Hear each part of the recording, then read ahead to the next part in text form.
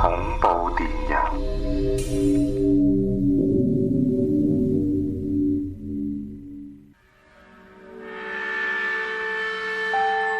其實我相信啦，每一個人喺讀書嗰陣咧，都有聽到好多有關學校嘅一啲靈異嘅一啲傳聞啦，包括有玩過一啲手仙、筆仙啊，包括咩啊交叉仙啲人玩過嘅嘢啊。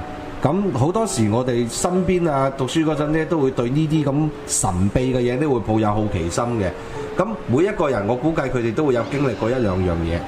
咁我今日講嘅呢一單嘢呢，係發生喺我一個朋友身上面嘅童年往事嘅。佢依家講翻都話好大陰影。咁究竟係一件乜嘢事呢？我叫你今日攞錢俾我啊！你搞乜嘢啊？攞個雞碎咁多，你當個乞衣啊？唔係啊，呢啲係我今日嘅零用錢嚟噶啦。我俾咗你，我連飯都冇得食噶。你仲多嘢講喎？我係你邊個啊？我係你大佬啊！你孝敬我係應份嘅，啊你仲敢咁多嘢講？哎呀，唔好打啦，唔好打啦，最多我聽日俾多啲你啦。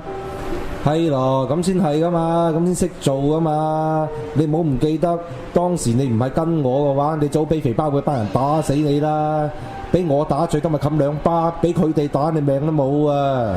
喂，大佬啊，今晚唔係約咗三班嗰幾個女仔出去玩嘅咩？喂，去邊度玩好啊？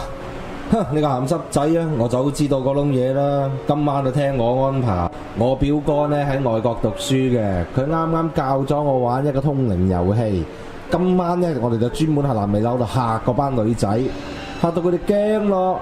咁你知點做啦？啊，大佬即係大佬，你真係有計噶啦！到時你放學幫我攞兩塊大鏡過南尾樓嗰邊同我裝好佢。我同你講啊，9點啲女仔要過嚟噶啦，你同我準備好晒，到時嚇唔驚佢哋嘅話，第日朝早你哋就知味道。係啦，我媽唔俾我咁夜出街噶。我同你講啦，如果你今晚唔出嚟啊，第日朝早翻到嚟，你咪又要俾大佬冚幾巴。嗱，反正放咗學呢，我同你就過大佬嗰度攞兩塊鏡過去南尾樓嗰度啦，跟住又聽下大佬點安排啦。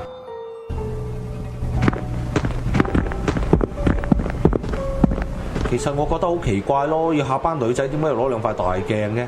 點知大佬啲嘢啫？唉，有時你又唔好鬼理佢啦，佢叫你做乜咪做乜啦。喂，你哋兩個將兩塊鏡攞過嚟呢邊。嗱，呢度有條長走廊，先將一塊大鏡擺喺另外一邊，另一塊鏡就擺喺對面嗰邊。嗱，呢個通靈遊戲好簡單嘅，到時呢，我哋就企喺呢塊鏡嘅呢個位置，個手上面揸住一支白蠟燭。呢度有一條長走廊，對面有一塊鏡，咁我哋就只要揸住呢支蠟燭喺呢條走廊度一直行，行到個對面塊鏡嗰度為止完成。喂，大佬啊，大佬，咁就算我攞住支蠟燭呢，行到個對面嗰塊鏡嗰度呢，又會發生啲咩事呢？嗱，我老表話㗎，你揸住蠟燭喺呢邊個鏡度行過對面個鏡嗰陣呢，你會見到對面嗰塊鏡反映到你後邊呢會有隻鬼跟住你㗎。如果你哋今晚想見鬼想嚇啲女仔，今晚就係機會啦。大佬啊，今晚唔會真係見到鬼㗎嘛？啊，你跟我咁耐，你真係冇醒目過㗎喎，怪不得你叫廢寶啦。我同你講啦，邊有咁多鬼啊？就算有，交咗保護費未啊？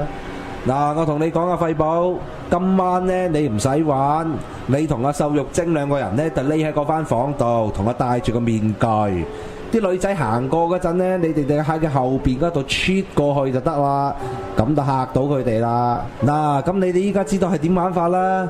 尤其你兩個啊，你今晚同我醒目啲啊，唔好穿幫啊！喂，大佬啊，大佬，依家8點幾咯，仲有半個鐘頭啲女仔就過嚟噶咯，咁我哋依家點啊？不如咁啦，我哋要唔要排練下先啊？費事到時等下穿幫啦。啊，你咁耐啊，講得最有建設性就係呢一句啦。好，我哋試一次先，睇下有會唔會穿幫先。嗱，咁你哋兩個依家去塊鏡前面點兩支蠟燭先。依家我啊手上面揸住呢支蠟燭，我等陣喺呢塊鏡度行過去嗰度。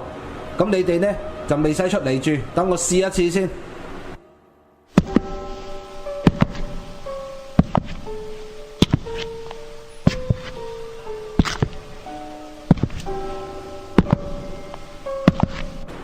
咦？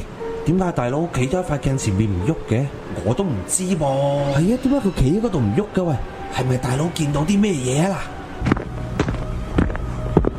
嗱，大佬啊，你冇嘢啊嘛，大佬？你有冇事啊你？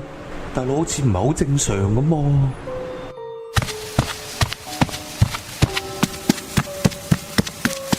大佬，喂，你冇啊！突然其來嘅事令到佢哋呢班僆仔措手不及。佢哋呢個所謂嘅大佬突然間好似發晒狂咁衝咗出個天井度，喺2樓跳咗落去。雖然冇死到，但係都跌斷手跌斷腳。到最後聽講佢哋呢個大佬呢，出咗院之後呢，就冇返學啦，退咗學，冇再喺呢度讀書。而當時佢哋學校一直瘋傳呢個大佬嗰一晚係俾鬼上咗身。其實老實講，好似呢啲咁嘅遊戲咁，真係唔可以亂試。尤其好似用鏡，好多時我哋聽 Emma 嘅節目都話鏡係靈界嗰一啲通道，會唔會就係因為咁樣，所以招惹到一啲靈體上佢身呢？哇！真係好多謝呢位成哥嘅電郵啦，因為每一次都係非常精彩啊！一個人分析幾角啦，咁有陣時有埋配音添，好似今集咁樣。咁佢今集嘅內容我都覺得幾得意嘅，即係大家都玩過銀仙啊、筆仙啊，唔多唔少啊。我細個都玩唔少啊，的而且確。咁今次另一個試驗啦，就係2塊鏡擺喺中間，咁一個距離啦。咁咧其中一個就揸住蠟燭啦，走向另一塊鏡嘅時候，係咪真係會有靈體出現呢？咁我就覺得大家即係唔好試啦，呢啲嘢係啊，即係我覺得如果唔係好似阿成哥入邊個主角咁樣咧，咁就出咗事，最後就跳咗去啦咁樣嚇。即係但係今次點都好啦，好多謝阿成哥嘅。咁再交代下啦。咁 Emma 咧就我諗點都要休息下噶啦。咁啱啱見到佢都好痛苦嘅，的而且確啊，所以就我哋俾個機會休息啦。第二節就唔好去揾佢出嚟啦嚇。咁即管交俾我啦。你瞓下啦，聽日就交翻俾你啦。咁至於我諗順利村嘅安排咧，大家唔使驚嘅，我哋應該會都會再去嘅，但係睇下要擇日重賽啦。咁睇下 Emma 好翻少少之後啦，我哋就會再出發去順利村啦。因為都的而且確好似發生咗好多嘢。咁其中有一單我諗大家都幾轟動嘅，就係個爸爸就斬咗自己個女個頭落嚟啦。咁就到而家都未揾翻嘅，仲揸住個頭，就好似坐咗好耐車去，唔知擺喺邊度咁樣嘅。咁捉咗噶啦。但係就問題就係揾唔翻個頭嘅，咁依家我都好轟動嘅，的而且確嚇。咁好啦，咁佢即管休息下啦。咁呢個時候就應該都係慣常咁啦，應該同 Facebook 啲人講聲拜拜噶啦。咁睇下 Eric 一陣有冇手去撳個掣啦。咁我哋而家聽個電話先啦。好，小欣係嘛？係 ，hello，小欣你好，我係子瑜。係啦，想恭喜呢個恐怖在線係2500集先啦。第一，多謝，即係係忠實擁躉嚟嘅。多謝。咁另外就因為雖然今日 Edmond 都整親隻腳啦，佢拉親唔係整隻腳，佢拉親筋係啊。係啦，咁但係都希望喺度分享翻即係有關即係四順呢個區嘅傳聞咯。咁有2單咧，就真係都係我親身經歷嚟嘅。咁我先講一講第一單啦，就係喺順天村嘅都係。咁就喺天基樓附近啦。OK， 就天韻，即係對面，即係打對面啦。OK， 另外一棟咧就發生嘅。咁天韻樓發生啲咩嘢咧？咁我嗰時就讀緊中學嘅時間咧，咁我就有個補習學生。咁我就自己就住天琴嘅，咁佢就係住天韻樓嘅。咁有一日咧，佢就打俾我，咁就話俾我聽，佢就話因為媽咪咧就想揾阿哥哥，即係揾佢自己嘅哥哥，因為佢同佢哥哥2個人住嘅啫。咁但係因為唔知咩原因，哥哥就冇聽電話，咁所以佢一路咧就揾唔到阿哥啦。咁其實佢有少少就 feel 到有啲嘢唔對路，咁佢就問我，喂，可唔可以陪佢翻屋企啊？因為我係佢補習先生嚟嘅，咁佢就話不如陪佢去屋企睇一睇啦。咁我話好啊，咁我就陪佢去。咁其實當我哋其實搭到 lift 嘅時間咧，其實都 feel 到一啲唔尋常嘅嘢嘅，因為即係我覺得個壓迫感咯，有一啲。咁其實佢開到門嘅時間咧，就即係知道有啲問題，因為其實佢哥哥就賭錢就爭人錢，咁跟住佢就喺入邊就燒炭。咁其實依單案咧，即係上過新聞嘅，即係上咗報紙嘅。咁當其時咧就點解我印象咁深刻咧？咁因為我哋咁我學生就企圖去開門咧，揾條鎖匙開門啦。咁其實我哋開咗10分鐘都開唔到。即係不斷係咁開都開唔到喎，即係其實係真係嗰條本身都係嗰條鎖匙嚟嘅啫嘛，唔知點解開極都開唔到，但係肯定唔係緊張咯，因為大家都想盡快去開到嗰對門，咁我學生就整咗成5分鐘都開唔到，咁我又試咗5分鐘都開唔到。個感覺係，其實個感覺係入邊 lock 咗定係點樣啊？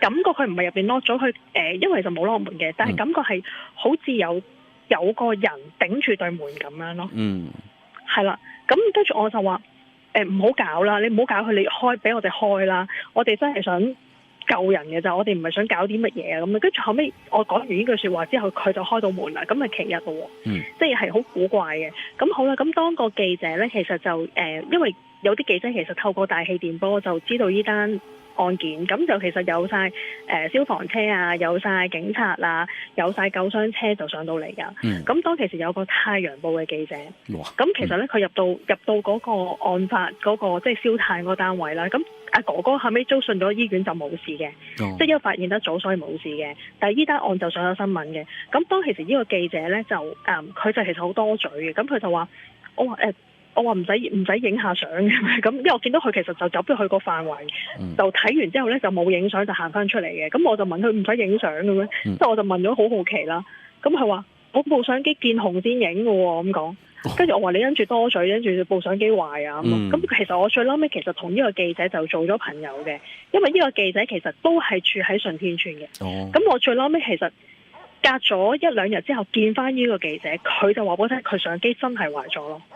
咁慘係啊，真係壞咗咯，就係唔知點解，唔知發生咩事，就係其中一單。咁到第二單呢，就係想講一講係我小學即係耐少少嘅。咁我就係因為我住順天邨噶嘛。咁我讀書嗰個位置呢，其實我就去我係讀秀茂坪嗰邊嘅。咁我就讀秀茂坪嘅傑心小學。其實拆咗噶啦，傑心小學已經係拆咗噶啦。OK。咁我想講一單嘢都我諗可能有好多人都會知嘅。咁當其時咧就盛傳咧喺因為我讀嗰班咧，即係我讀4-5年班嘅時間咧，咁我讀嗰班咧佢就喺6樓嚟嘅，咁佢其實成層咧，即係嗰個傑心小學咧就最高嗰層就係6樓。咁6樓咧就盛傳就有啲，尤其是女廁啊嗰啲位置就肯定就話有鬧鬼啊話成，咁但係 so far 就冇見過嘅。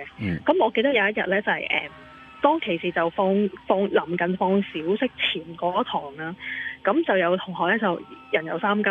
咁同我班嘅嗰個女仔，咁佢就同先生講話，我想去廁所啊咁樣。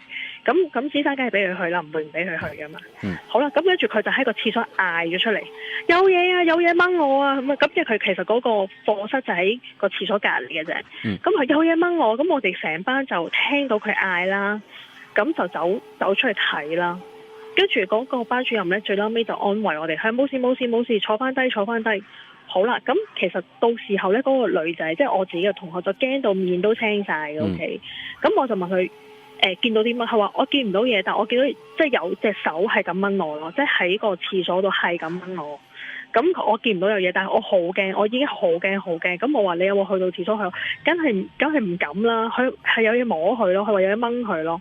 好啦，咁結果就呢單案件咧。即係呢個 case 咧係好耐人尋味係咩咧？咁就傳到喺校長度。咁校長其實係一個修女嚟嘅。最嬲尾其實佢要揾校監，即係一個神父啦。就去到個廁所要淋淨水咯。哇！係啊，係真係堅㗎。唔知佢做咗啲乜嘢。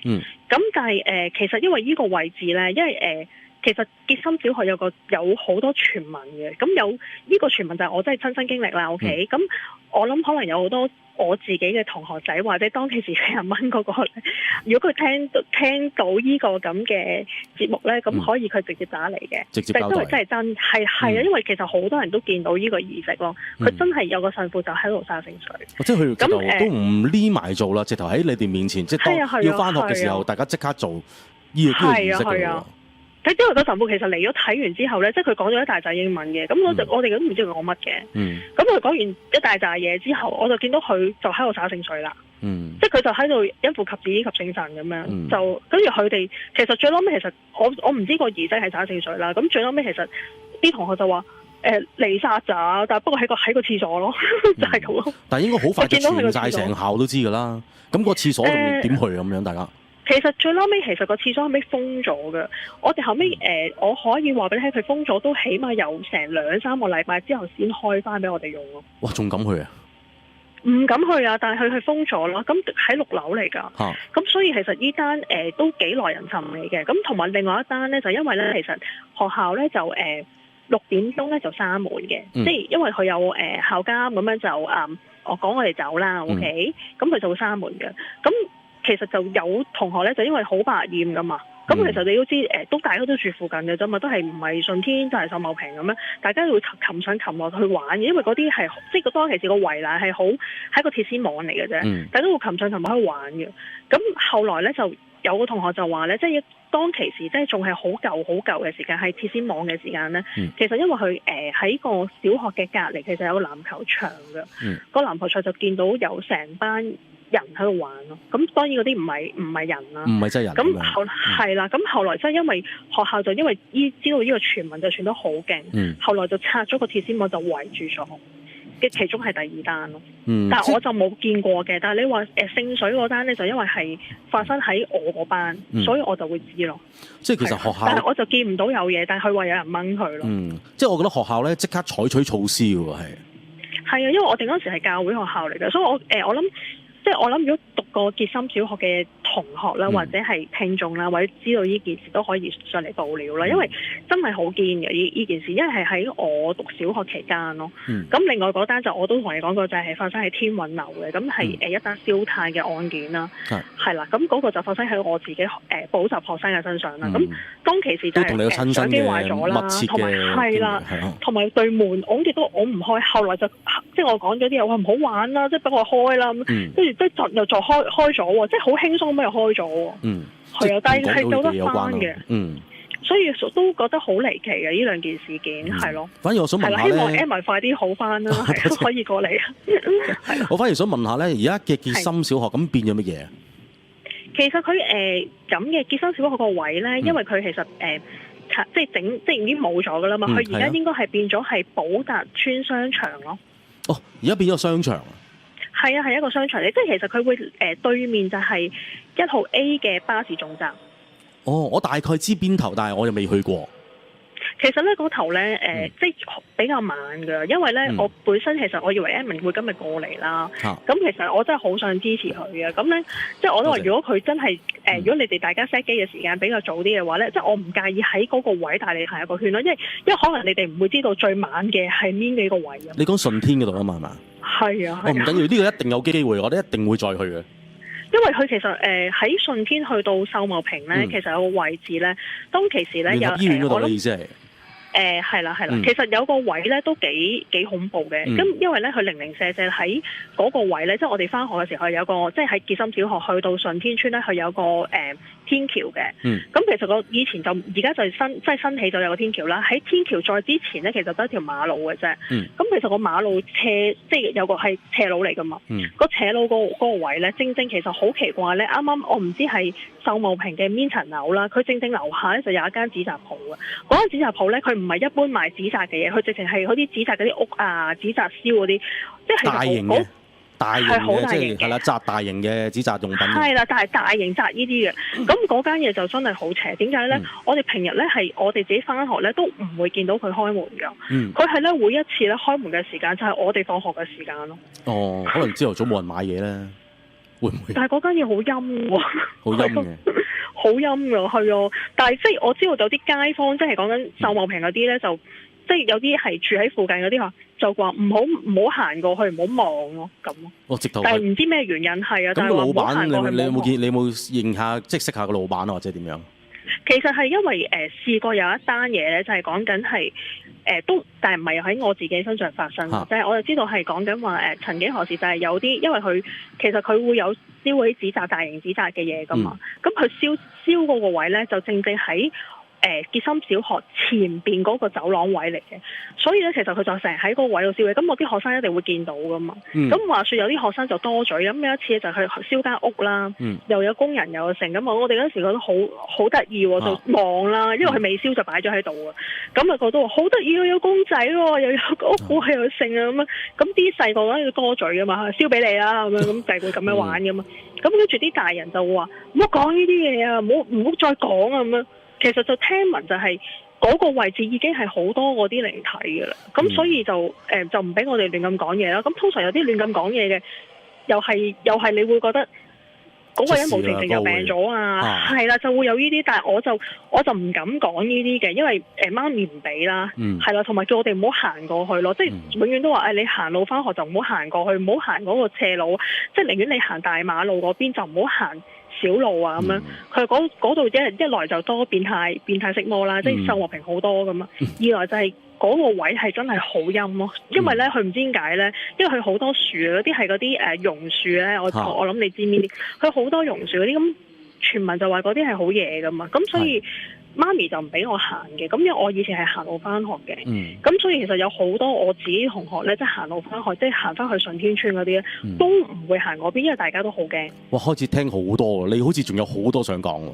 我哋我哋其實係好多課嘅，即係喺順天村呢個傳聞係好多課嘅。同埋你周圍啲人咧都會不斷咁 remind 你咧，喂唔好行嗰度啊，嗰度好陰啊。係啊。周圍啲街坊但係其實你行過你就會知，因為咧其實有你哋都有聽眾同埋你哋主持人都有講過啦，即係之前都有一個係住順安噶嘛，佢話唔知係住順安係啊，咁佢就我記得係話住順安啦。咁其實佢嗰個沿路咧由順天去到秀茂坪咧，其實你見到好多廟噶嘛。有㗎，喺個山邊咯。喺個山度，因為點解？因為其實佢其中一單係真嘅，就係話咧佢冧過，就砸親人，係冧過。其實就砸親一個人，好似我記得，我冇記錯有一間燒過。佢其實係冧過，砸親，因為嗰時落雨大雨嚟嘅，咁佢係砸親咗一個人，同埋砸死咗一個人咯，即係一個死一個傷嘅。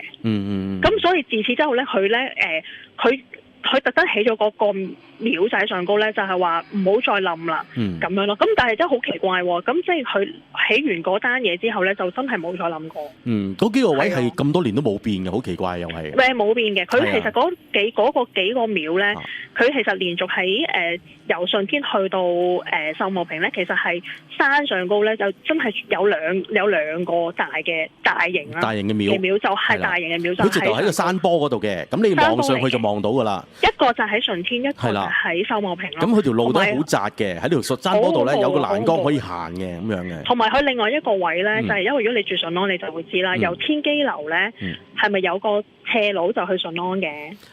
嗰陣時有條橋嘅，中間一路條係有條橋噶嘛。嗰條橋係夜晚就好多嘢見嘅，又係。係啊，即係如果你順安嘅人就特別知啦，因為話嗰個位係。我住嗰層樓就望落去嗰度，望到嗰條橋嘅。係啊，望到㗎嘛。我住安一樓啫嘛，我望到。因為我其實佢有朋友係住順安嘅，佢就話咧，佢哋其實因為佢哋唔敢望落去嘅，因為佢話夜晚咧，如果你10點幾11點幾咧，你時運低望落去咧，會見到好多嘢㗎。佢係。但係以我記得就，以我記得就夜晚係光猛㗎，即係佢有燈嘅嚇。其實佢係咁嘅，佢好後期先會有嗰啲街燈㗎，佢係好前期咧，嗰時佢有一間咧，我唔知你知唔知啦，因為其實佢好前期嘅時間咧，就係有間叫做順安琴行嘅，但係講緊順安琴行，因為可能冇咩生意，同埋嗰個位冇咩人行，從嗰個順安街市執咗之後咧，即係。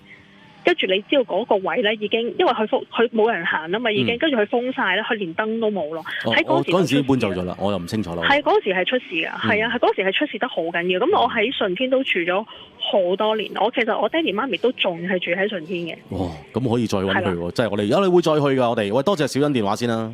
好啊，係因為係啦，即係遲啲我哋嚟嗰度時咧，希望你能夠有時間再會合我哋啊，咁帶我哋周圍去啊。我其實真係希望咁嘅，因為我好想支持下你哋啊。多謝。好，咁我哋期待你係啦，今日交咗咁多先，我哋好唔該晒。係啊，喂，我哋送翻1個月俾你喎。免費重溫，多謝啊！係啊，多謝晒，冇係應該嘅。OK，好多謝上電話先，拜拜。哇，講起呢幾個地方，突然間發生好多事啊！真係，即係四順嗰度叫做點解四順咧？就係順安、順天、順利同埋順治苑啦，呢4個地方啦。咁原來發生咗咁多事，到而家未講到順利，而順安同埋順天都發生咁多嘢啦。嗰度又撚到去秀茂坪喎。呢個成個 area 咧，真係要揾日要去詳細咁樣行一行先得。咁啊揾下睇下嗰間紙紮鋪仲喺咪度啦，同埋睇下傑森。而家嗰個商場咧，如果同一個位，個商場個廁所位究竟喺個商場嘅邊一個位咧？即係同當時嘅學校個位吻唔吻合咧，會唔會都係咁晚咧？我哋都可以去了解下嘅。OK， 咁哇都答白啦，我哋去個廣告先。恐怖十年超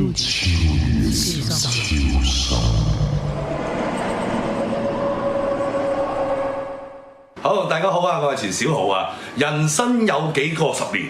恐怖在線已經過咗10年啦。咁喺呢10年之中，你話長又長，話短都唔短嘅。咁啊，我喺呢恐怖在線之咧，就係已經係少年㗎啦。咁啊，睇到恐怖在線睇到而家咧，就變為青年。希望往後嗰10年，再無限嘅10年，大家支持恐怖在線。本節目主持及嘉賓內容與本台立場無關。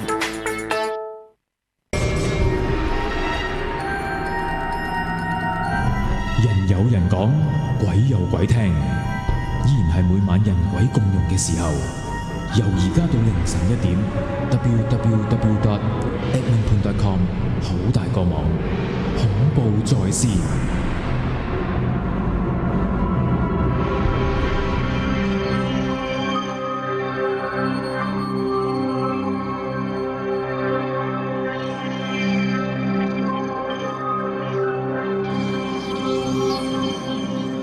好啦，歡迎大家聽2500集5月31號嘅恐怖在線啦。咁啊，好啦，大家好驚訝啦，可能係咁啊，唔夠我驚訝噶，應該係啦。我今晚嘅主持兼特別嘉賓，可能係啦。咁啊，基本上冇錯啦。唔知係咪真係25呢個兩個數咧，唔係咁好啊？又或者係順利村太邪咧？我諗大家有聽開咧都知道啦。其實咧，你今日咧，本來咧阿 Edmond 咧諗住做外景啊，去呢個順利村嗰度或者順天村啊，嗰度叫四順啊，聽講係飛鵝山四順嘅其中一個叫順利村啦。唔知係咪太邪嘅關係啦？咁啊，所以導致今日咧，大家打開呢個 edmonton.com 啦，或者係呢個 Facebook Hotbase 啦，就會見到我喺度嘅，係啦，就唔係 Edmond 喺度嘅，邪到咁樣嘅，邪到今日咧 Edmond 咧就受傷。但係以我識 Edmond 咁耐咧，係未試過㗎，未試過係因為大病啊或者受傷咧係唔做節目嘅。大家如果係去忠實嘅 fans 啊或者係支持者咧都知道啦嚇。咁咧咦係咪而家講啊？因為咧我啱聽到咧外面咧同我講啊，係啊，我哋其實咧第一節咧我哋都會揾到 Edmond 出嚟嘅，因為雖然佢負傷啫嚇。好 OK， 咁咧 Eric 咧叫阿 Edmond 咧打翻環保機啊Edmond 如果聽到咧，你而家打翻環保機先，因為你而家直倒啊點解我知咧 Eric 話我聽嘅？咁因為咧第一節咧其實會打咗俾佢啦，咁我諗住係佢屋企休養嘅期間，嗱而家仲係打動步機嘅你，你可以打翻環保機係啦，得啦，打翻環保機，咁啊知佢都受傷啦，唔需要喐咁多，其實都，但係打動步機係好難睇嘅，的而且確。係啦，大家參觀下 Edmond 屋企啦。雖然平時如果星期日有聽開佢特別加插嘅視野週日版咧，都有睇過下佢屋企噶啦，但係今日又唔同咗。點啊？你好翻啲未啊？邊個話俾你聽呢度係我屋企咧？我唔知，唔通呢度係醫院？點啊？你冇事啊嘛？嗱，而家就好啲噶啦，因為我大約8點幾9點去打俾你嘅，咁我當時都死下嘅把聲，我啱做完即係第2個嘅treatment出嚟嘅時候，都我真係覺得係唔掂嘅，所以我就話我子瑜今晚你幫我搞掂佢咧。佢聽到我幫你搞掂佢嘅時候，佢直情想自殺嘅，佢嘅反應想俾你死先嘅，係啦，鬥快嘅。咁其實咁我哋就覺得係好慘嘅嚇，因為今晚其實因為冇嘉賓嘛，我哋預計我哋會出去做直播啦，咁所以就冇預嘉賓上嚟傾偈啦，咁就我哋出去行下順利村啊咁樣噶嘛，亦都呼籲下啲街坊落嚟，咁所以啦，至於就好騰雞啦，咁所以今集咧係邪到爆炸，你知唔知係咩事啊？咩幾集？2500集咯，2500集啊嘛，係啊，咁其實我係一路都冇記得呢個數字嘅，咁但係就因為喺泰國團有位我唔係好怪呢個朋友啊，我覺得係咁啱得咁巧啊所有嘢。咁佢提咗我2次，喂，星期4係2500集喎咁樣。咁其實2500又唔係話咩好特別嘅，只不過數字真係好似係一個幾齊整嘅數咁樣啦。咁好啊，不如做少少special 啦。咁啱呢期係講起順利啊嘛，咁我話不如就走去做順利啦。其實我都覺得25呢個數字咧，即係聽得周師傅啊，係啊，或者其他師傅講嘛，好上心㗎。25交加必選主啊嘛，咁呢個節目就係我啦，係咪先？恐怖在線嘅始創人係潘少聰嘛，記住係嘛？恐怖在線係始創人就係潘少聰嘛，恐怖在始創人就係潘少聰嘛，咁所以咧受傷嘅就係我咯，係咪先？咁所以一定係嘅，受晒啦，受晒啊！咁所以即係冇人會受到呢樣嘢，一定淨係我嘅啫。係啊，係啦，係咯。因為我啱啱開頭節目嗰度講話，你係未試過因為受傷或者係因為傷風咳都少啊，即係未試過因為咁樣而唔翻嚟做節目嘅。係咁我本來都覺得搞唔掂噶啦，我都講唔到嘢，因為我頭先喺 Facebook 講咗啦嚇，我即係今日未試過人生係痛到想跳出個路軌或者跳出嘅的士旁邊咧，俾佢撞死就算噶啦。直頭咁虛，即係虛到咁樣，有呢個念頭好恐怖喎。咁當然唔會發生呢件事，但我真係覺得嗰個痛係人生未試過咯。嗰個痛，即係我拉親條筋啫，但係條筋係可以痛到痛不欲生嘅，可以又會咁樣。即係我等的士嗰個途中已經覺得好大鑊嘅呢件事咁樣啦。好啦，咁啊呢個唔講啦，因為係有興趣先上翻我 Facebook 度睇翻啦嚇，少少感受咁樣啦。咁啊，我就覺得而家就好似舒服咗啲啦，做咗少少嘅一啲穴位啊、推拿嗰啲咁樣推翻條筋啊、針灸咁樣，而家就可以好過得阿子宇一個喺度咯。我覺得如果我未死，我講到嘢我把聲，我都唔想等低我啲同事嘅。雖然我對大家係好 harsh 嘅有時，咁但係我覺得我好要為我啲同事着想嘅，係有多嘢。即係我做到就做啦咁樣。咁所以我希望可以做翻1-2節咁樣咯。係啦。係咯，你自己頂得順就係咯，繼續頂。如果唔係就冇所謂嘅 ，OK 嘅。好啦，咁啊嗱，今咧就去唔到順利村啦。咁但係頭先我咪希望一呼百應，叫啲朋友打電話上嚟分享下咁樣嘅。冇錯。係所有今晚打嚟分享同埋即係幫手啦嚇嘅朋友咧，就送翻1個月嘅免費下載噶嘛。有冇打嚟啊？其實有。唔係好多，但係有。我唔係。夠唔夠頂啊？OK 嘅，咁我哋又揾到啲料咧。OK，好啦，嗱，你都住過順利啊？我住順安。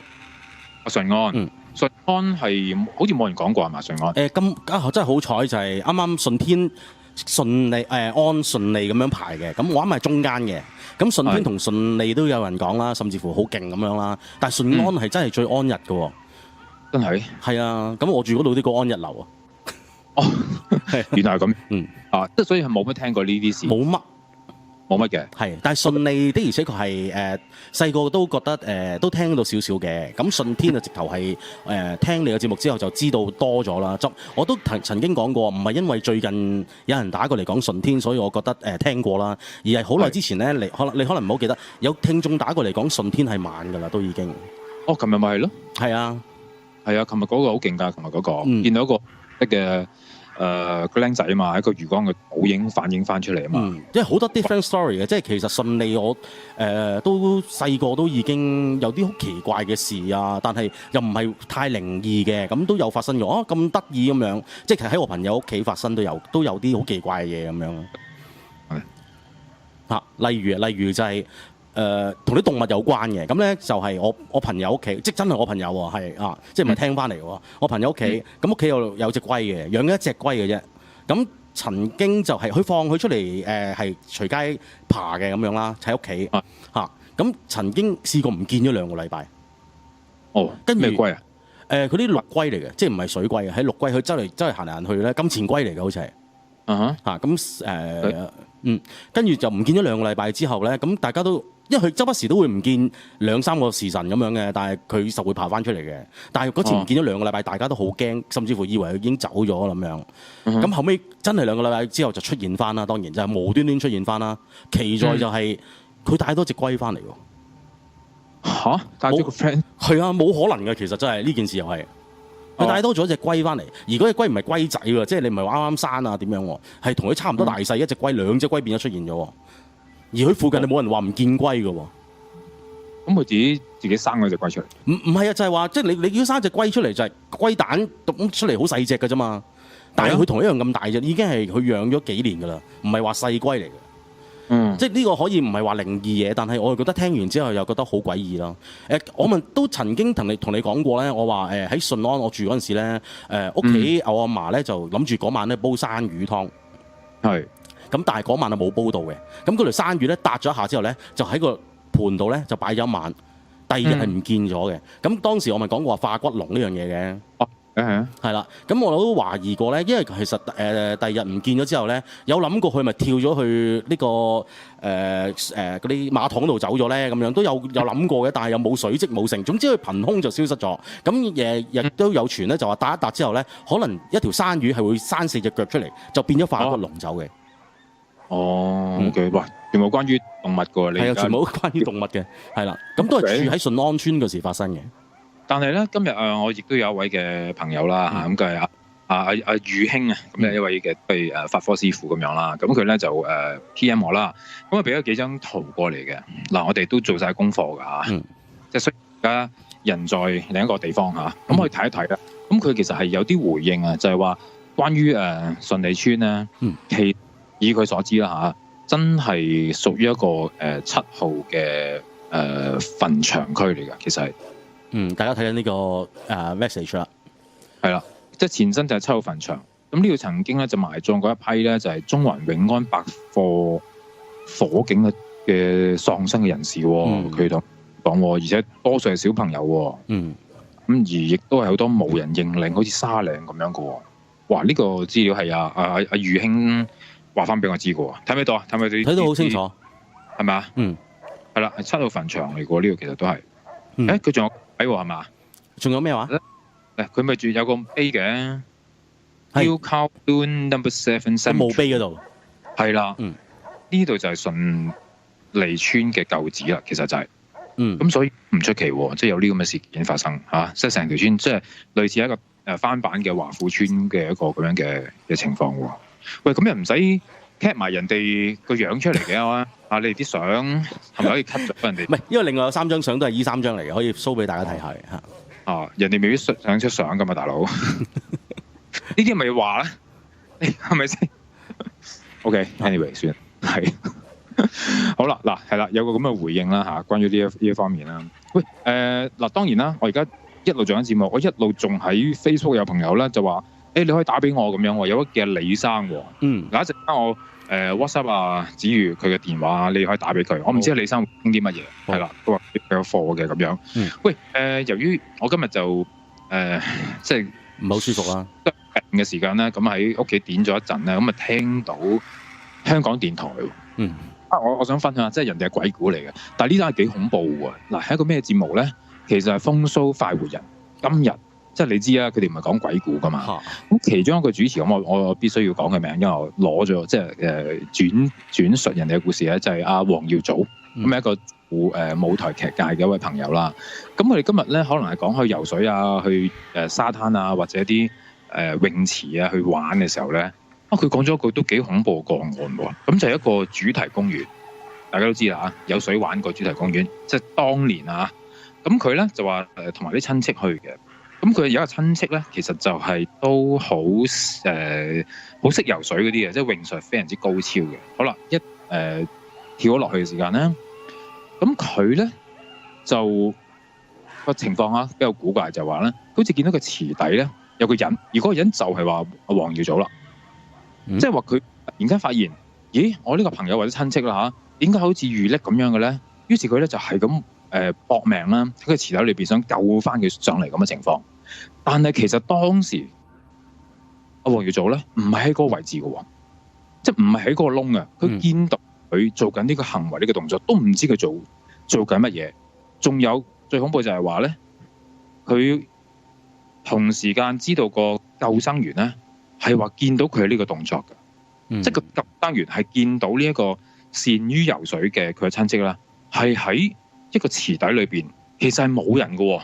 咁佢就不停想救翻佢上嚟，但係冇人見到嘅，只不過只係有呢個人見到。咁但係後來大家對翻阿公話：我冇喺嗰個位置喎，你救緊邊個咁樣？其實冇人嘅咯。係只係得佢見到，但係佢差唔多遇溺嘅喎，差唔多。咁佢有冇游埋去直頭接觸到佢救佢咧？冇救唔到，唔係因為其實真係唔係人嚟噶嘛。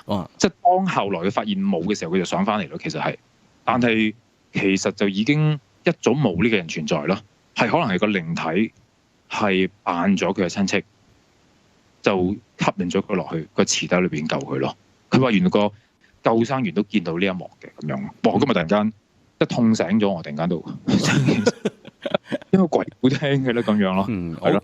有單咁嘅嘢咁樣啊，OK， 我哋而家呢一刻有個電話喎，唔知係講關於順利村嘅咧。好嚟，OK， 喂，陳小姐，喂，陳小姐，係你好，係啊，係我係子宇，咁 Evan 都喺度嘅，其實聽到嘅。早啲好返啦 Evan， 祝你。好啊，多謝你啊，多謝你交貨。係啊，上個禮拜打個電話嚟嘅，就係講關於航空公司嗰啲嘢。OK， 咁今日就可能講下我返工酒店或者機上面嘅一啲故事咯。請講。係啦，咁咧我哋公司咧就其實出名咧有幾間酒店，即係幾個地方嘅酒店咧係特別猛嘅。咁係為咗我哋自己嘅同事知道啦。咁但係當然有啲人即係。住嗰幾間酒店咧，其實係冇事發生過，因為可能佢哋本身自己對呢啲嘢唔敏感啦。但係其實好多人都試過喺呢幾間酒店咯。嗱，呢幾間酒店就分別係泰國曼谷啦，台北。泰國曼谷我哋就住機場附近有一間酒店嘅，集團式 N 字頭嘅酒店都好猛嘅，我自己覺得猛啦，因為我自己都喺嗰間酒店都瀨過嘢。咁另外咧，點解係咪 No 乜嗰啲啊？係啦，嗰個牌子嘅酒店啦，因為全世界都有嘅。咁但係咧，因為佢 Bangkok 嗰間，因為我哋公司咧其實有好多個地方都係住呢個牌子酒店嘅。咁但係咧，唯獨是係 Bangkok 嗰間最猛咧，就係因為佢 Bangkok 嗰間嘅酒店嗰個設計咧係庭園喺中間，然後咧就我哋一出 lift 上到每一層咧，都係圍住成個四方形咁樣行。可能有時行到去最篤篤，即係你可以想象嗰個庭園咧，花園咧喺正嗰個酒店嘅中心。咁然之後啲房咧就係正方形咁圍住嗰個花園嘅。係啦，咁有時即係以前咧，我哋未投訴之前咧，佢就成日安排啲酒店房咧，我哋譬如一 set crew 啦，咁可能有10個人啦，加埋機長12個咧，有時。咁然之後咧，佢安排嗰啲房咧，全部都係分散晒嘅，即係可能一個人咧喺2樓，一個人喺3樓，幾個喺4樓，但係就算你喺同一層咧，佢都會將啲房分散到好似四方八角咁樣，全部都唔同咯。咁當你夜闌人靜，我哋通常咧去到已經係凌晨㗎啦嘛，通常。係。咁然之後我哋去到嘅時候都會好驚啦。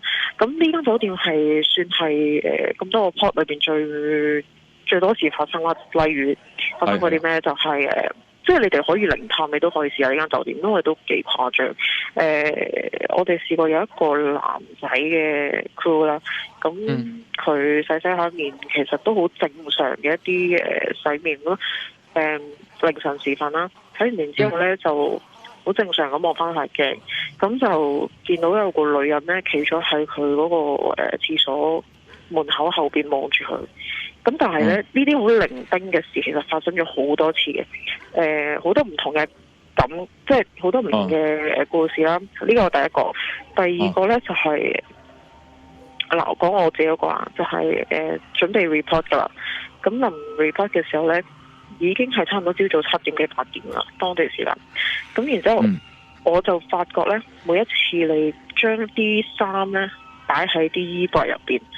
即係假設你哋去任何一間酒店都好啦，如果你有用到個衣櫃，通常都會有事發生咯。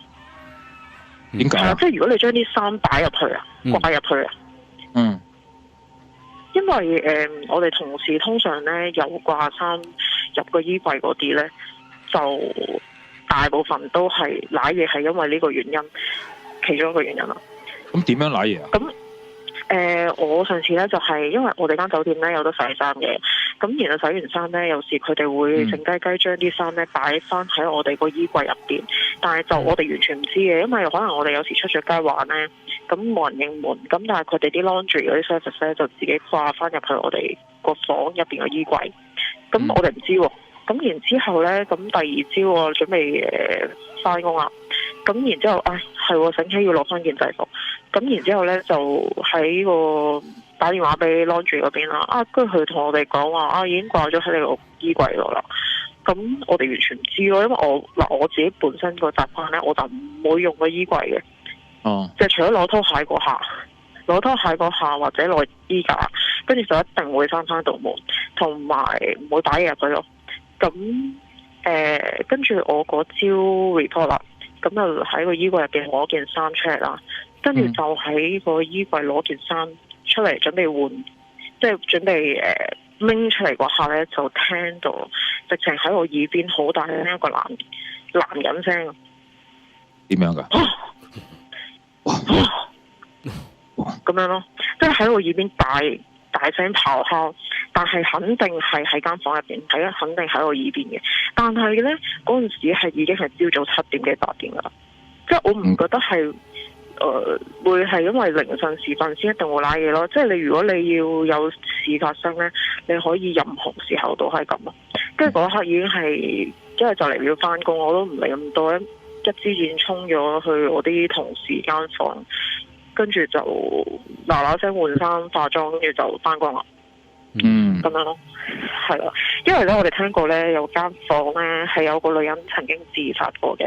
咁但係咩房 number 我哋唔記得啦。因為嗰間酒店其實本身都好多嘢發生嘅，即係佢哋啲 staff 自己都知嘅。因為我哋有時咧都要換房咧，跟住佢哋都唔需要問咩問題，就即係都知道有咩事，跟住就換俾我哋。O.K. 嗱，呢個就係 Bangkok 嗰間啦。嗱，好在我哋唔會住近酒店嘅，好少嘅，所以就應該冇乜機會喺呢間瀨嘢嘅。我估計係其實 Bangkok 啲酒店好多都係咁嘅，因為有時我哋啲女仔咧會 share room 咯，尤其是即係 Bangkok 啊，因為驚啊嘛。即係我哋如果女仔同女仔咧要識啊，或者 friend 咧都會一齊住同一間房。咁即係話我哋每個人都會被安排一間房。咁然之後咧，嗰兩個 friend 嘅話就住同一間啦。咁另一間咪冇人住咯。咁然後咧就發生喺佢哋兩個身上啦。咁其中一個人 A 咧就喺廁所度落緊妝，咁 B 咧就喺間床度咧就撳緊電話咁樣啦。咁然之後咧，就 B 就行咗過去 A 嗰度傾偈，就問佢：喂，聽日我哋去邊好啊？咁樣。跟住咧，A 就好似平時傾偈咯，不如我哋聽日去試啱啦，或者咩啦。跟住講下咧，咁佢就行翻，阿 B 就行翻去張床度啦。咁就阿 A 就繼續同佢講：喂，咁點啊？我哋聽日幾點起身啊？咁跟住咧，阿 B 咧就唔答佢。因為其實佢咧就喺出邊咧撳緊電話嘅，咁然之後咧阿 A 就行翻出去，喂，做乜唔答我啊？咁樣啦，咁其實阿 B 係從來冇行過去入廁所問佢呢一番嘅說話咯，即係其實佢由頭到尾都喺廁所，唔係即係都喺張床度撳緊電話，咁阿 A 都係喺廁所度落緊妝，咁即係話頭先 B 同阿 A 嗰個對話其實係冇發生過，咁然之後做咩你講乜嘢啊？咁樣咯，即係阿 A 問阿 B 咁樣，咁我吓。你頭先咪同我講嘢咩？B 從來冇聽到 A 講嘢咯。總之佢哋兩個講嘅嘢係冇發生過，即係中間斷開咗，直頭係好似發生嘅。即係根本係有個靈體扮咗佢同事咯。係啊，我覺得係咯，因為呢單嘢其實佢哋之後都換翻去另一間房嘅，因為咧佢哋喺呢間房即係覺得有啲唔係好舒服啦，因為。即係你傾開，即係你傾翻成件事我頭先問你嘢喎，我都冇同你講過嘢，我咁樣電話都唔知你講乜。跟住之後就因為佢哋有另外一間房，咁所以就換咗去即係換翻去佢哋另外嗰個人嗰間房，即係 A 同 B 有兩間房，就換咗去另外一間房咁樣咯。喂，我想問下咧，呢間酒店係你哋嗰間航空公司專會用啊，定係其他？其實好多 airline 都會用呢間酒店嘅，因為我哋 report 咧，有時喺酒店咧經過成日都見到有唔同嘅 airline，例如日航，跟住好似唔知新加坡定馬來西亞嗰邊都有啲 crew 係住呢度嘅，咁係啊，都好多 crew hotel， 即係好多 crew 嘅 airline 都係住呢間，因為佢係近機場嘛，就停喺機場對面㗎咋。行過去都行到啊。好啊，但係就陰森咯。航空公司有回應下先。喂，嗱，你咪仲有一個話日本嘅，我哋留翻再傾。好啊，好啊。我再打翻俾你啊。好啊，好啊，好啊。好嘛 ，OK，多謝你先。多謝陳小姐。拜拜。拜拜。好，拜拜。係，我哋可以再等啲朋友回應啊，即係關於呢間酒店嘅事件。喂，今日有段新聞咧，我反而想喺免費時段大家一齊睇下先，好嘛？好啊。好，嚟。咁咧，呢段新聞講關於咩嘅咧？即係其實係喺外國嘅，喺發生英國嘅一個叫 Pitsea Wood 嘅一個公園度發生嘅，應該咁咧。呢個公園發生咩事咧？就係有4個人度啦，咁就去嗰度影相。咁嗱，詳細係咩咧？我哋睇下片先。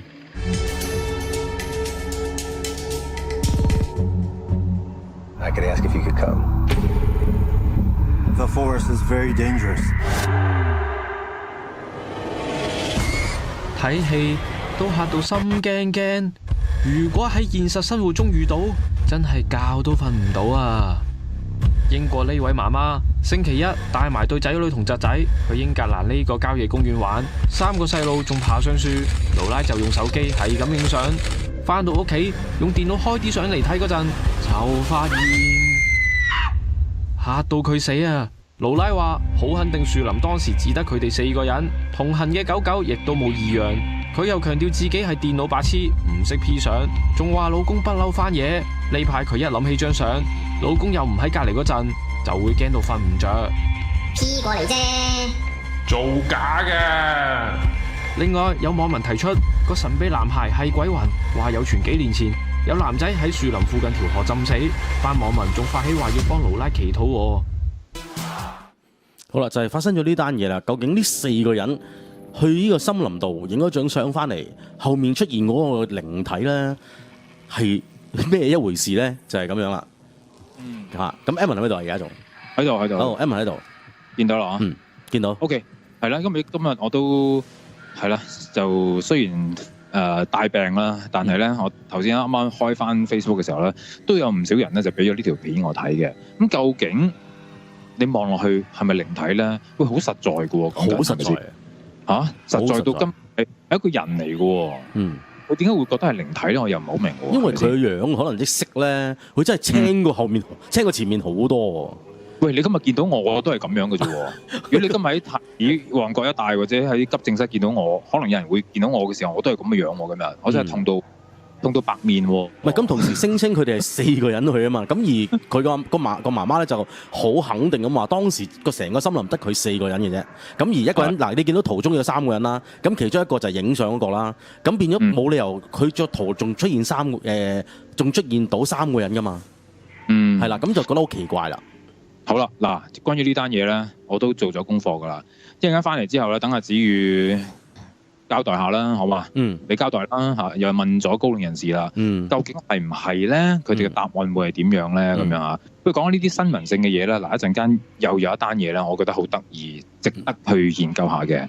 咁呢單嘢咧就係去到第3節啦，同日本嗰啲事件有關係喎，係咪咧？係冇錯，係啦，咁就少不免啊！我哋又揾到阿 Paul 啦，啱啱你喺直播都講過啦。咁啊，一關於日本嘢梗係要揾阿 Paul 藍秀朗嚟傾一傾啦。咁呢單嘢咧就好似一本漫畫嘅橋段啊，因為呢本漫畫我睇過嘅。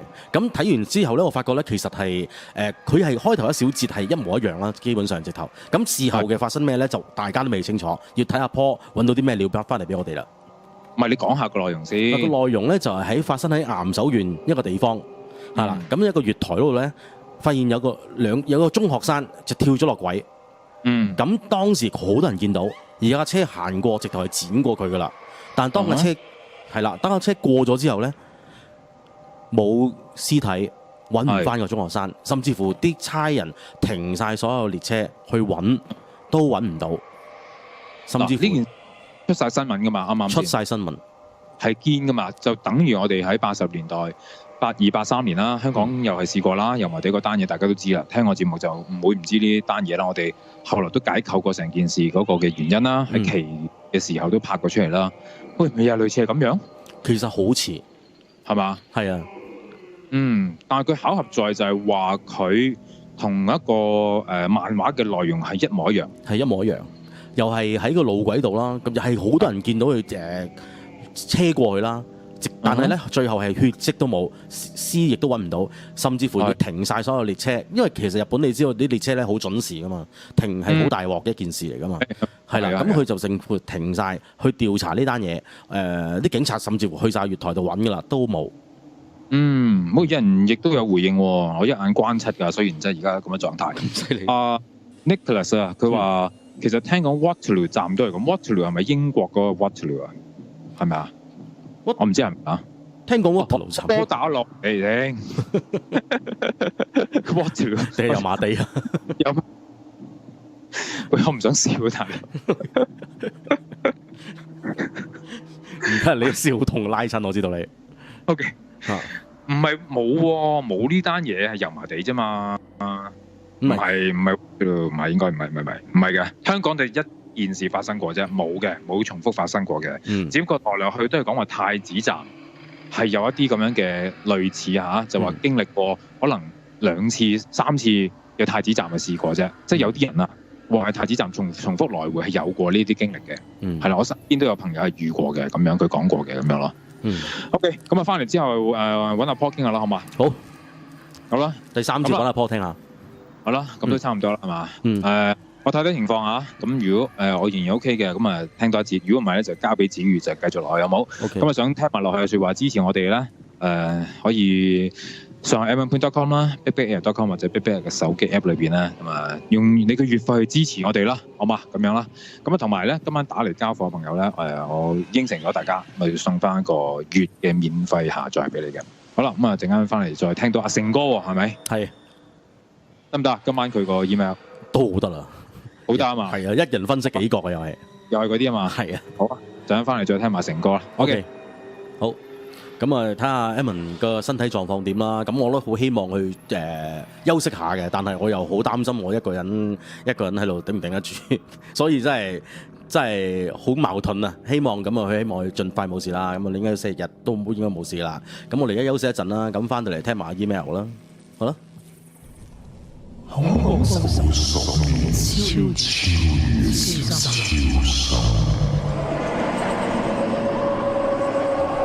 Hello， 大家好，我係黃澤鋒。嗱，恐怖在線已經10週年喎，咁啊，我公眾阿潘少聰咧，百尺竿頭，更進一步，收聽率越嚟越多，越嚟越好。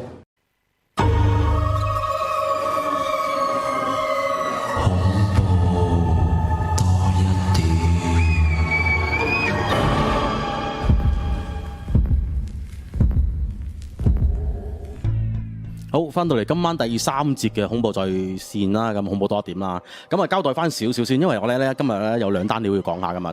咁咧另一單咧就係關於阿 Paul 嘅，但係阿 Paul 咧就等多一陣先，因為我想交代翻少少。講翻啱啱之前咧嗰個英國嗰個森林嗰單嘢，咁其實咧 Edmond 咧就問過高齡人士噶啦，咁交代過少少噶啦。咁咧話咧後面嗰個咧高齡人士話唔係靈體嚟嘅。佢睇到唔係靈體嚟嘅喎，咁係咩咧？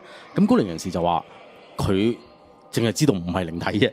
咁我唔知係咪假嘅，但係咁呢啲新聞嘅嘢咁好難講嘅，你唔可以證實到係真係假噶嘛。咁可能當時真係影到啲嘢，但係佢未必係可能佢真係一個人嚇，因為太實在啦。咁既然揾咗高齡人士咁樣解答咗，就大家聽下啦。即係後面係啦，後面呢個太實在啦嚇。反而我有啲在意咧，就係咧佢有段留言啊。一睇下啲留言，我覺得有個問題，反而係個留言度。咁我發現到咧，唔係呢個，你 show 個留言出嚟啊，係啊，有個人留言嘅喺呢個圖之後，係啦，呢個留言。反而我有啲在意咧，就係有人講咧，佢話咧土葬咧係會有樣嘅，因為有佢哋質疑咧，點解有啲我哋睇到啲靈體咧，邊有咁實在㗎？有啲就應該見到影嘅啫。咁佢哋咧就講咗一句就話土葬有樣嘅，但係火葬咧就見到黑影見唔到樣嘅。我反而想問翻啲師傅係咪會咁樣嘅咧？即係會原來你睇到咁實在嘅原因，可能因為佢土葬。而睇到一個影嘅原因咧，係因為火葬或者係其他原因嘅死法。咁唔知係咪因為咁樣啦？咁我哋遲下再問下啲高齡人士，又或者問下啲師傅係咪真係會咁樣啦？OK，咁呢單嘢就交代咗啦。咁呢個時候就梗係多點啦，揾阿破出嚟啦。Hello， 阿破。Hello， 子宇。Hello， 喂，咁今日就我咪需要講，嘉賓好咁㗎。冇嘉賓㗎嘛。我知道嘅，我知道咩事嚟㗎嘛。係啊，多謝你啦。希望早日康復啦。係啊，佢應該希望早啲休息啦，瞓咗可能因為瞓緊。係啊，喂，咁我哋今日傾開一單嘢喎。係啊，真係無啦啦生出嚟嘅呢嚿嘢，真係嚇。咁係咩咧？唔係無啦啦嘅，其實發生咗咁啊。都係關於日本啦，當然係。咁我唔知大家有冇留意咧，其實個日子咧就係5月23號發生嘅。咁啊，唔單止係即係日本嘅一啲傳媒有講啦。即係我冇講網上傳媒啦，未必好主流嗰啲啦。即係主流嘅傳媒用另一個角度講呢件事。但係香港啊，同埋台灣嘅網上傳媒咧，我發覺都有即係轉咗呢件事啦。有啊，都幾多媒體講。都係啦，即係如果我諗你就咁用呢啲關鍵字眼去揾咧，其實我諗冇10個都有5個以上嘅媒體都報導過呢件事。咁係咩事嚟嘅咧？其實又係我哋以前節目都講過類似嘅。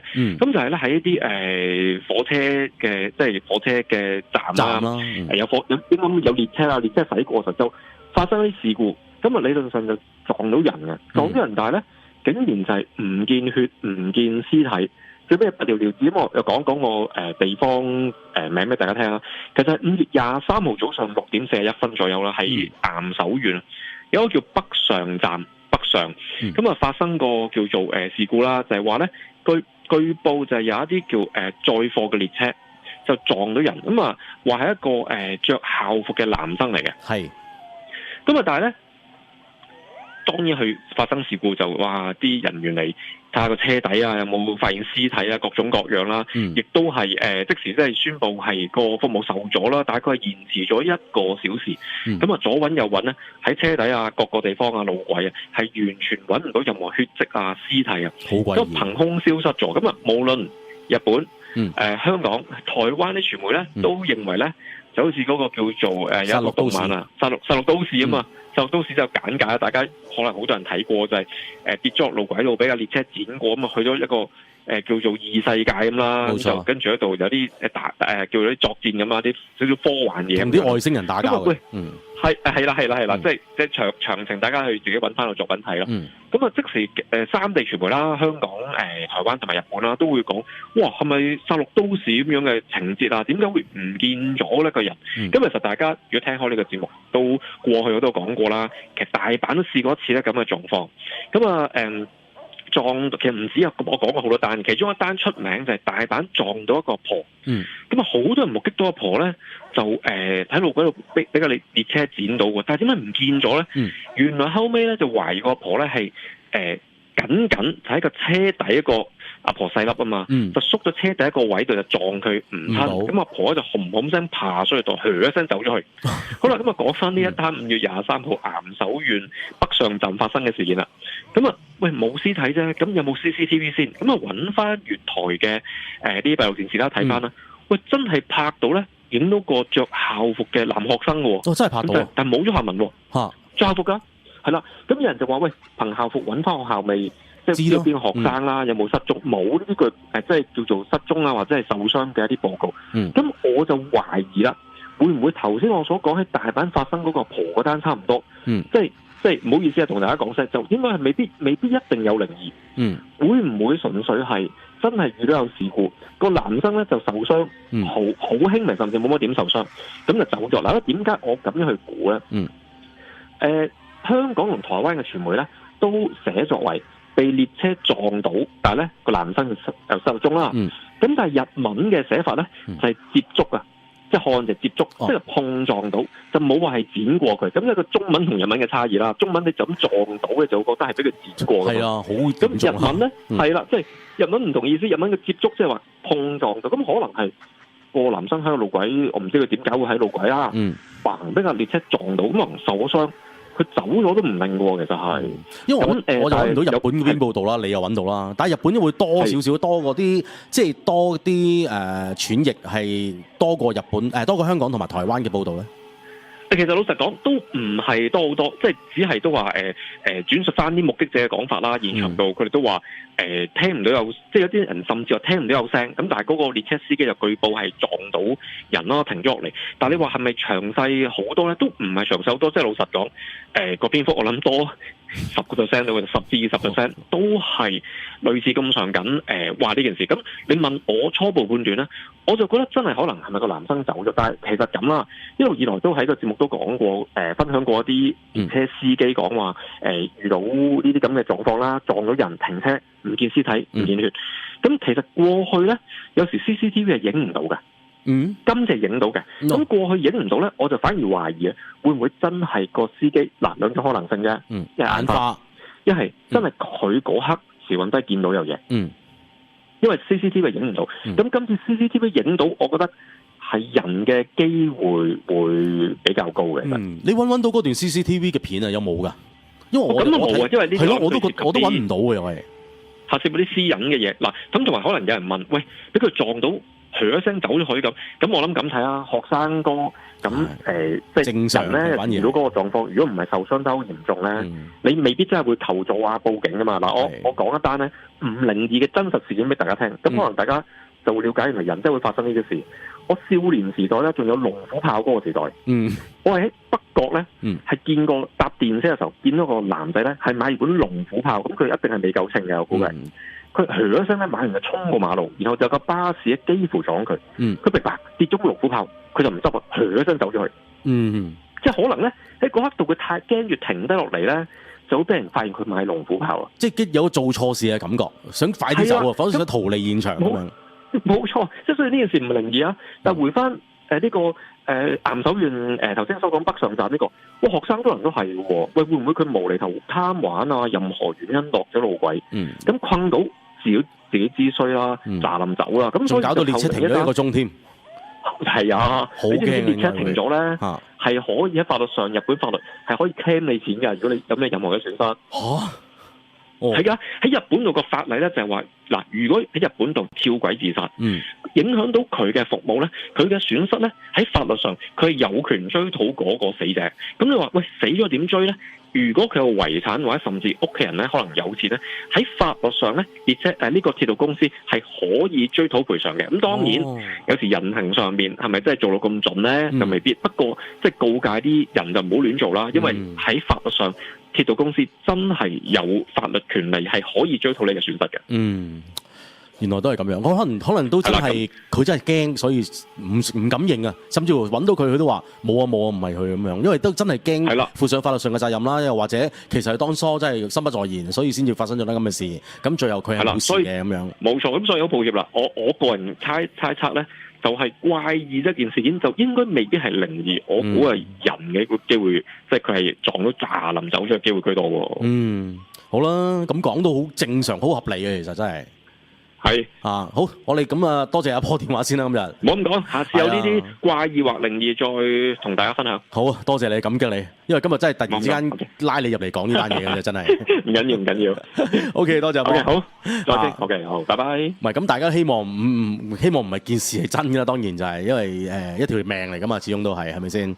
咁啊，既然係佢冇事啊，梗係更加好啦。咁啊，亦都揾唔到係咩事啦。咁啊，未必真係關於靈異事嘅，因為其實發生咗太多喺呢啲月台發生嘅事啦。咁啊，日本就更加唔係第一個啦，香港都曾經發生過啦。好，你仲有少時間，我哋可以聽多個電話喎。喂，陳小姐。喂。係陳小姐。係啊，你好啊。你好。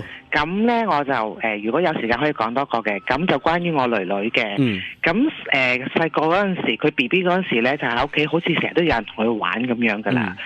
咁跟住到佢3、4歲，咁有一次咧，我就翻我媽媽屋企瞓。咁我哋即係個女瞓咗張床度，跟住我一熄燈，個女就即刻問我：媽咪，姐姐去咗邊度啊？咁我屋企冇請工人噶嘛。咁話乜嘢？但係獨女嚟嘅，即係冇真嘅個姐姐或者妹咁樣嗰啲嘅。冇㗎，我自己湊㗎咋。OK。3-4歲，咁我話乜嘢姐姐啊？佢話姐姐咯，屋企有個姐姐喺度㗎。咁我話咁姐姐瞓邊度㗎？姐姐同我瞓咯。咁跟住我話吓？咁姐姐平時仲喺唔喺度㗎？佢話喺度㗎。我跟住就問我咁姐姐而家喺唔喺阿龜媽屋企啊？佢話依家唔喺度，佢喺屋企㗎，佢同我玩㗎。咁後尾我就好驚啦，咁第二日即刻去揾翻我自己個師傅啦。我就問佢點解會咁樣？個女話睇到嘢，跟住個師傅就鬧我啦。佢話一早叫你唔好擺祖先喺屋企噶啦。擺祖先喺屋企都唔啱。擺祖先喺屋企都唔啱。係因為佢就話我間屋比較陰啲嘅，不過係冇嘢嘅。咁就咁後尾咧就即刻去搞掂佢啦，整走佢啦。咁而家收花都冇事，我已經搬走咗噶啦。咁搬走咗，我就問之後，我再問佢，咦，仲有冇姐姐喺度啊？冇啦，咁樣。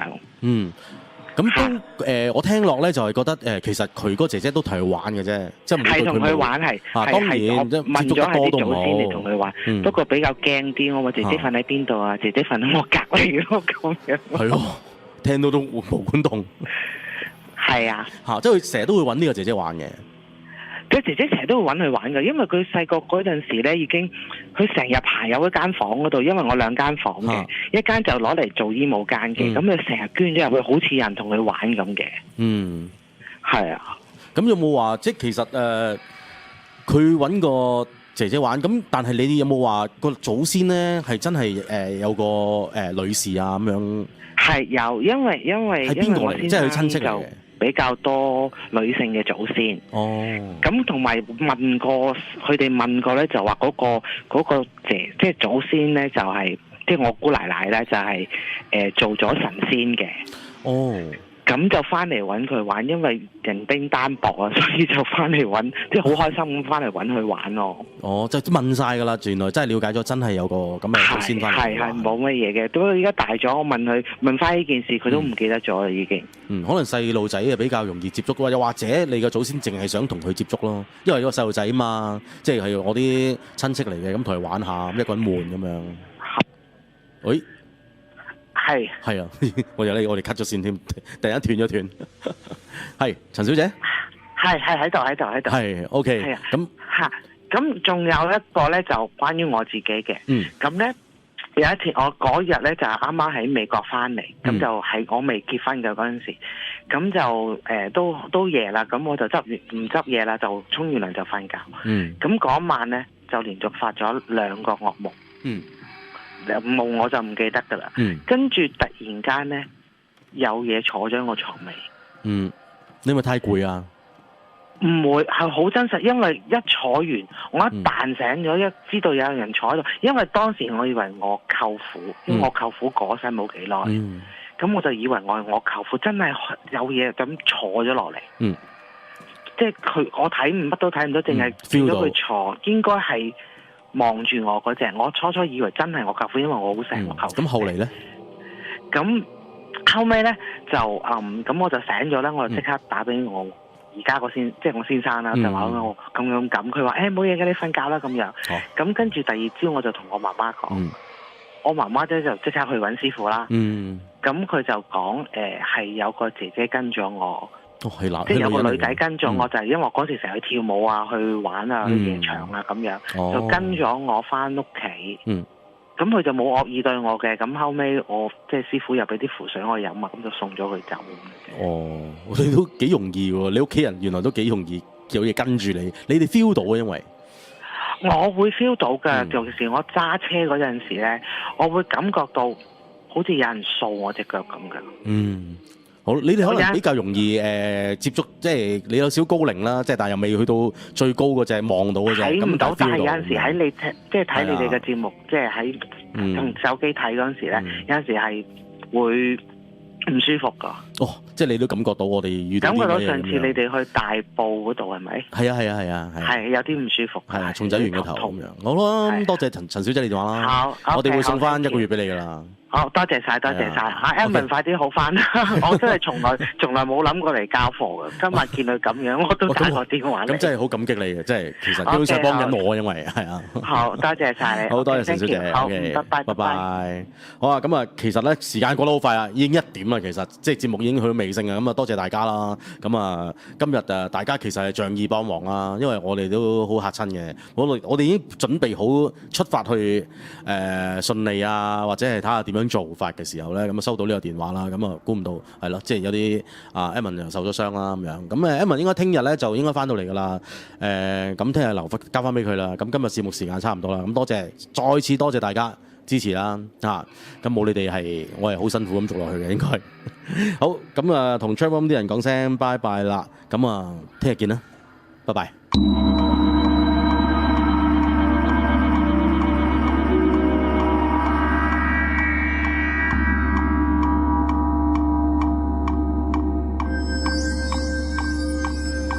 不同嘅空間，卻因為機緣嘅巧合而生關係。眾生在互望，但願不相干。